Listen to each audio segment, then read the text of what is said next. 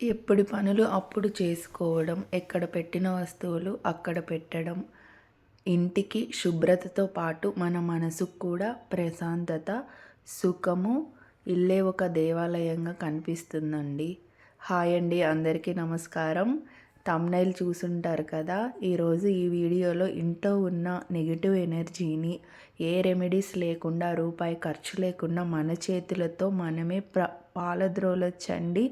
చాలా సోషల్ మీడియాలో ఈ రెమెడీ చేయండి, ఆ రెమెడీ చేయండి, ఈశాన్యంలో ఇలా వాటర్ పెట్టండి, ఉప్పు దీపాలు ఏవేవో చెప్తూ ఉంటారు.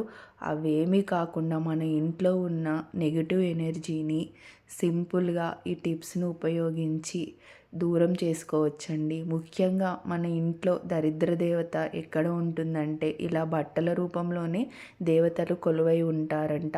ముఖ్యంగా బట్టలు ఎంత ఎక్కువ ఉంటే అంత దరిద్ర దేవత ఎక్కువగా ఉంటుందండి ఇంట్లో. అందరికీ తెలుసు కదా, ఇది కామను. మనకి ఏంటంటే లక్ష్మీదేవత, మనం లక్ష్మీ స్వరూపంగా ఎలా అంటే పూజలకి, వ్రతాలకి మనం అంచు వస్త్రాలు ఉన్నవి కట్టుకుంటాము.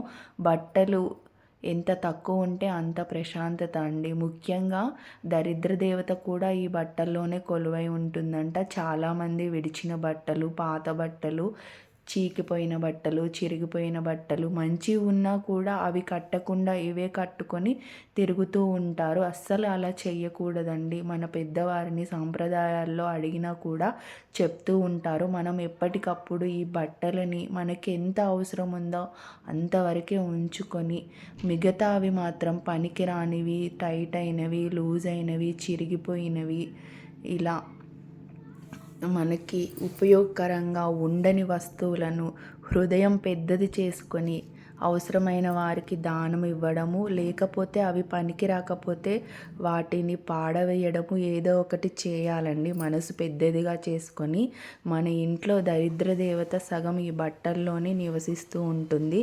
ఎందుకంటే ఈ రోజుల్లో ఆన్లైన్ షాప్లు, ఆఫర్స్, ఇంకా షాపింగ్ మాల్స్కి వెళ్తే ఇది బాగుంది, అది బాగుంది, లేకపోతే వాళ్ళు గిఫ్ట్ చేశారు, వీళ్ళు గిఫ్ట్ చేశారు, మా ఆయన ఇచ్చారు, అమ్మ ఇచ్చారు, ఇలా అని సెంటిమెంట్స్ కూడా పెట్టుకొని ఉంచుకునే వస్తువులు చాలా ఉంటాయండి. వస్తువుల రూపంలోనే నాకు తెలిసి ఇళ్ళల్లో నెగిటివ్ ఎనర్జీ అనేది ఇలా వస్తువులు, బట్టల రూపంలోనే ఉంటుంది అనుకుంటున్నాను. ఎందుకంటే మనం ఇంటికి ఎవరు వచ్చినా, మనం ఎవరింటికి వెళ్ళినా కూడా కూర్చోవాలన్నా, చూడాలన్నా కొంచెం కళ్ళకి ప్రశాంతంగా, నీట్గా మనం దేవాలయంలోకి వెళ్ళిన ఫీలింగ్ రావాలంటే ఇల్లెప్పుడు నీట్గా ఉండాలి కదండి. అదే లక్ష్మీప్రదం కదా. లక్ష్మీదేవత మన ఇంటికి రావాలన్నా కూడా నీట్గా పెట్టుకోవాలి. అసలు పేదవారైనా సరే, ఎవరైనా సరే అండి, ఈ వస్తువులు అనేవి చిరిగిపోయినవి ఉన్నా కూడా వాటిని ఎంత చక్కగా క్లీన్ చేసుకొని పెట్టుకొని ఉంటేనే ఇంటికి లక్ష్మీప్రదం. అప్పుడే ధనవంతులు వచ్చినా, ఎవ్వరు వచ్చినా కూడా కూర్చోవడానికి పూరె గుడిసైనా కూడా మనసుకు ప్రశాంతంగా ఉంటుందండి. ఈ కాలంలో అయితే ఎక్కువగా మహిళలు మనకి అవసరం లేని దానికంటే పలానా వాళ్ళు కొన్నారు, లేకపోతే సోషల్ మీడియాలో ప్రమోట్ చేస్తున్నారు, వాళ్ళ ఇంట్లో ఉంది మన ఇంట్లో కూడా ఉండాలి అని, మన నీడ్స్కి సంబంధం లేకుండా, మన అవసరాలకు అవగాహన లేకుండా ఇలా సామాన్ల రూపంలో ఇంట్లో అయితే నెగటివ్ ఎనర్జీ వస్తూనే ఉంటుంది. ఇంకా పోతే సోషల్ మీడియాలో రీయూజ్ ఐడియాస్ అయితే చాలా చెప్తారండి. టూత్ బ్రష్, వాడి పాడేసే టూత్ బ్రష్ గురించి హార్పిక్ డబ్బాల వరకు అన్నీ రీయూజ్ ఐడియాస్. ఎందుకండి ఆ ప్లాస్టిక్ డబ్బాలు, ఇంటి నిండా చెత్త చెదారం, కప్బోర్డ్స్, పగిలిపోయిన వాచ్లు, పగిలిపోయిన గోడ గడియారాలు, ఇంకా చాలా ఐటమ్స్ ఉంటాయి. ఇలా చెప్పుకుంటూ పోతే నేనైతే చాలా రోజులుగా ఇలా సంక్రాంతి పండగ ఎప్పుడు వచ్చినా కానీ నేను ఈ బట్టలతోనే స్టార్టింగ్ చేస్తానండి. ప్రతి సంవత్సరం చేస్తూ ఉంటాను. ఇది మన సంప్రదాయంలో పెద్ద పండుగ కాబట్టి నేనైతే ఎప్పటికప్పుడు మన కప్బోర్డ్స్ ఎంత ఖాళీగా ఉంటే అంత ప్రశాంతత అండి. ముఖ్యంగా బట్టల విషయంలో మన పెద్దవాళ్ళు ఎవరైనా సరే ఇంట్లో ఆఫీస్‌కి వెళ్ళాలన్నా, ఏదన్నా పని చేయాలన్నా, స్నానం చేసి వస్తే మనం ఏ బట్టలు కట్టుకోవాలో తెలియదు. ఆ కబోర్డ్స్ నిండిపోయి ఉంటాయి. అసలు అందులో పనికొచ్చేవి ఏవి, కొత్త బట్టలు ఏవి, వాడి పాడేసినవి ఏవి అసలు ఏమీ అర్థం కావు. ఆ డే అంతా అప్సెట్‌గానే ఉంటుంది. మనం ఎప్పుడైనా సరే స్నానం చేసి వచ్చి అలా ప్రశాంతంగా బట్టలు మనకి కళ్ళకి విందుగా కనిపిస్తే ఆ రోజంతా హాయిగా ప్రశాంతంగా అలా గడిచిపోతూ ఉంటుందండి. మహిళలకైతే ఈ టిప్ బాగా ఉపయోగపడుతుంది అనుకుంటున్నాను. ఎప్పటికప్పుడు మనం ఈ బట్టల విషయంలో చాలా జాగ్రత్తగా ఉండాలండి. ఎందుకంటే బట్టల రూపంలోనే దరిద్ర దేవత అనేది కొలువై ఉంటుంది. ఇలా అలా అని బట్టలను తక్కువగా కొనుక్కోవద్దనట్లేదు. దండం మీద ఒకటి లేకపోతే కబోర్డ్‌లో ఒకటే ఉండాలని రూల్ ఏం లేదు. ఉన్న కొన్ని బట్టలైనా మన అవసరానికి ఎంత అవసరమో అంతవరకే ఉంచుకొని, మనకి పనికి రానివి, లూజ్ అయినవి, టైట్ అయినవి, షేడ్ అయిపోయినవి పెద్ద హృదయం చేసుకొని వాటిని తీసేసి అవసరమైన వాళ్ళకి ఇచ్చేస్తే అదే లక్ష్మీ స్వరూపం అండి. చాలామంది ఈ రోజుల్లో సోషల్ మీడియాలో మరి తెలిసి చెప్తున్నారో తెలియక చెప్తున్నారో బట్టలు దానం ఇవ్వడం వల్ల మనకి దరిద్రం వస్తుంది, లేతే ఇవ్వకూడదు, ఇంకేవేవో చెప్తారు. అసలు పూర్వం రోజుల్లో ఈ సంక్రాంతి పండగ వచ్చిందంటే గంగిరెద్దులు ఇంకా చాలా చాలా మందే వస్తూ ఉంటారు కదండి ఇళ్ళకి. నా చిన్నతనంలో అయితే మా అమ్మమ్మ వీళ్ళు అమ్మ వాళ్ళు అందరూ గంగిరెద్దుల వాళ్ళకి బట్టలైతే దానం ఇచ్చేవారు. ఎవ్వరు చెప్పేవారు కాదు. బట్టలు దానం ఇవ్వడం వల్ల మనకు దరిద్రం వస్తుంది, లేకపోతే ఇంకా ఏవేవో అని అస్సలు భయాలు పెట్టుకోవద్దండి. అలా అని చిరిగిపోయినవి మనకి పనికిరాని వస్తువులను అస్సలు దానం చేయకూడదు. ఎంతో కొంత ఎదుటి వాళ్ళకి కొంచెం పనికొస్తాయి అనుకున్నవి మాత్రమే దానం ఇవ్వండి. మిగతావి తీసి పడేయండి. ఈ బట్టల విషయంలోనేనండి చాలా చిరాకు వస్తుంది. ఇంట్లో ఉన్న వాళ్ళు ఎవరైనా మనసు ప్రశాంతంగా ఉండాలి అంటే ఈ బట్టలను ఎంత తగ్గిస్తే అంత ప్రశాంతత.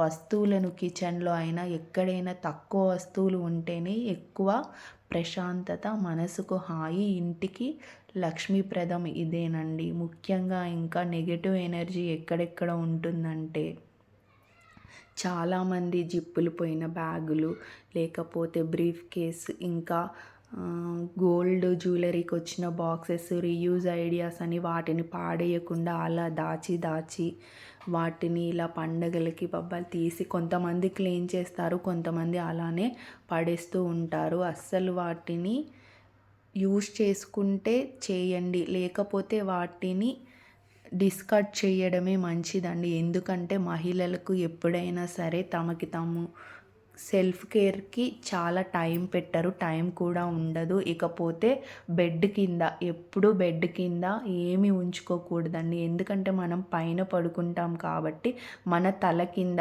మన తల పైన కబోర్డ్స్ ఉంటాయి.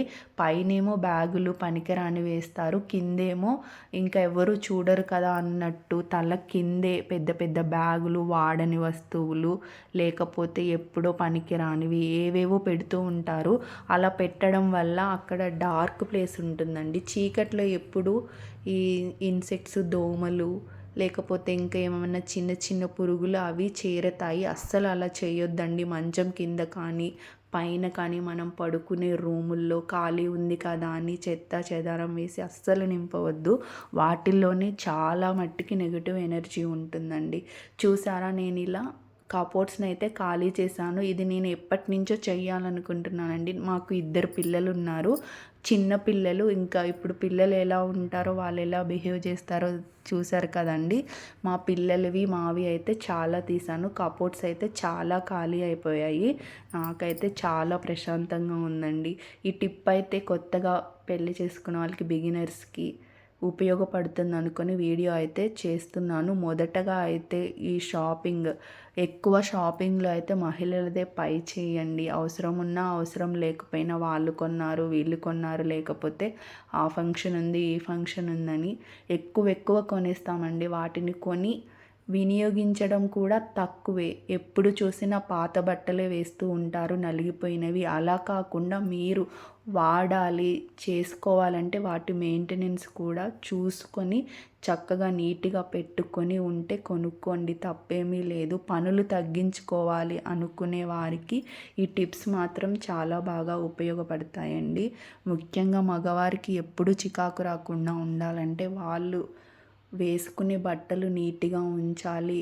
బయటకు వెళ్ళాలన్నా, వాళ్ళ మనసు ప్రశాంతంగా ఉండాలన్నా, వాళ్ళ నుంచి మనం మన్నన పొందాలన్నా, వాళ్ళ వస్తువులనైతే చాలా నీట్‌గా పెట్టాలండి. అప్పుడే వాళ్ళ డే అంతా ప్రశాంతంగా, హాయిగా గడుస్తుంది. ఇప్పుడున్న కాలంలో అయితే ప్రెషర్స్ చాలా ఎక్కువ. ఇంకా ఇంటికి వచ్చినా కూడా ఏదో ఒక చికాకు, గందరగోళంగా ఉంటే హెల్త్ అనేది చాలా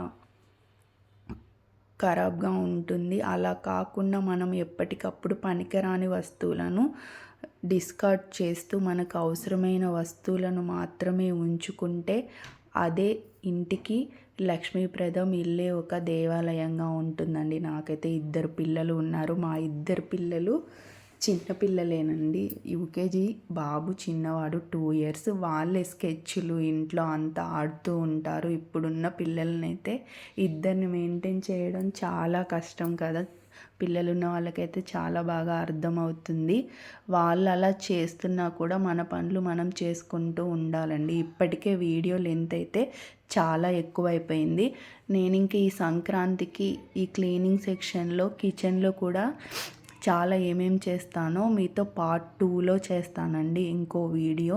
మీకు ఈ వీడియో ఎలా అనిపించిందో కామెంట్ బాక్స్లో తప్పకుండా కామెంట్ చేయండి. మీరు నాకేమన్నా ఇంకా సజెషన్స్ ఇవ్వాలంటే కామెంట్లో షేర్ చేయండి. ఈ వీడియోని నచ్చితే లైక్ చేయండి. ఎవరికన్నా వీడియో యూస్ఫుల్ అనిపిస్తే తప్పకుండా షేర్ చేయండి. ఛానల్ని అయితే ఫాలో అవ్వడం అస్సలు మర్చిపోవద్దండి. ఇంకో మంచి వీడియోతో పార్ట్ 2లో కిచెన్ టూర్ చేస్తానండి. కిచెన్లో కూడా చాలా యూస్ఫుల్ ఐటమ్స్, యూస్లెస్ ఐటమ్స్ చాలా ఉంటాయి. ఇది కూడా నేను ఫాలో అయ్యే టిప్స్ని మీతో షేర్ చేస్తాను. ఛానల్ని అయితే ఫాలో అవ్వండి.